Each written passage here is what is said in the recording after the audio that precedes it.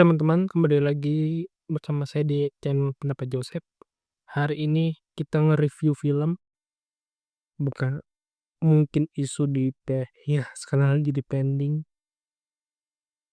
Loh, kita akan nge-review film dari JJLS yang diproduksi oleh Romo Titiwa, Romo Produksi Ananta Production. Ya secara umum sih nonton JJLS adalah nonton film yang bukan nonton film yang kita harus menyadari isu-isu secara dalam seperti film eh Kakak Bos, Ngeri-Ngeri Sedap, Agak Lain. Ya itu kan beberapa film yang ada sisi dalamnya. Ngenes, ada sisi dalamnya. Kita nonton film yang pure, yang di film yang bisa dikatakan film goblok-goblokan, rada tolol. Ya disutradarasi oleh Monty Tiwa.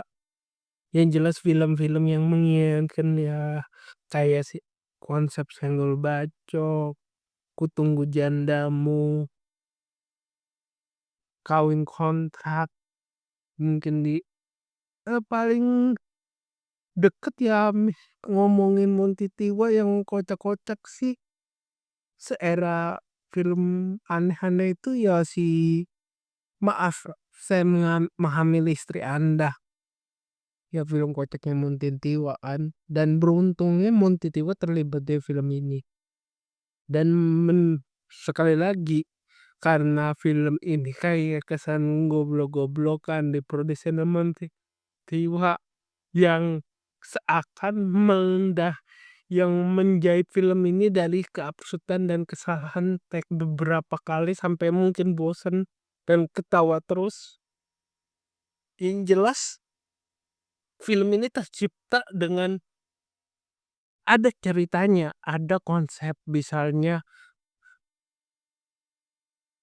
pembentukan karakter mulai dari datar naik sampai kompleks, habis itu penyelesaian ada konfliknya, penyelesaian konflik, dan jadi sebuah ending film.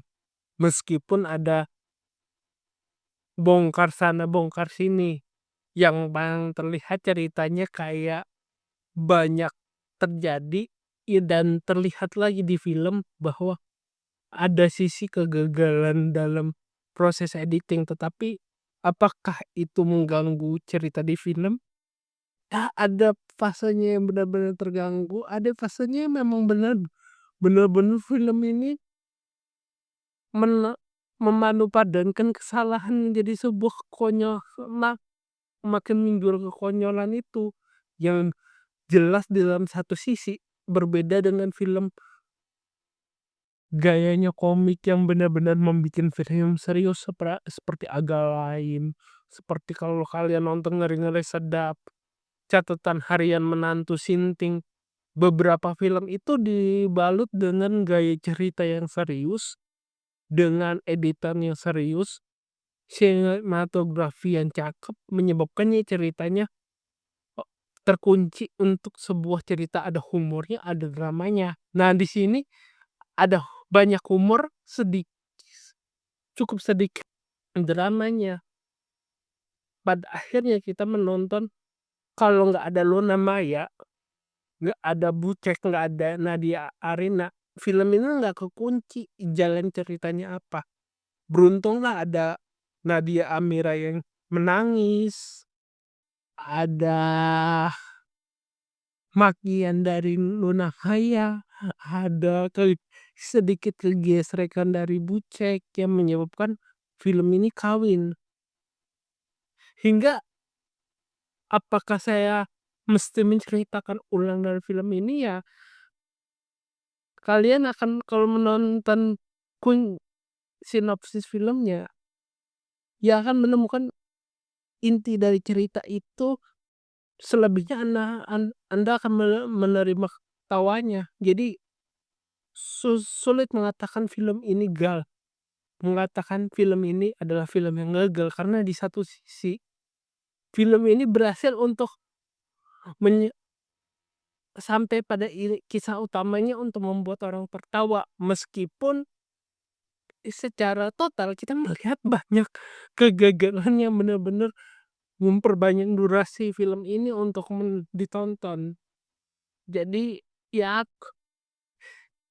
kalau dibilang banyak gagalnya, banyak kekurangannya, ya film ini gagal. Misalnya ada ketawa yang terekam, ada misalnya tag adegan yang berkali-kali yang ada di durasi film, ataupun apakah logikanya nyambung antara satu adegan dengan adegan lain. Misalnya Sumi yang jadi Luna Maya, kalau di TikTok kalian akan menemukan si Rispo yang mencari rumahnya si Sumi, tapi di bagian film tidak terdapat. Ya, proses mencari rumah Suminya tuh yang tidak terdirect di filmnya. Itu salah satu contohnya dan contoh lainnya juga masih banyak.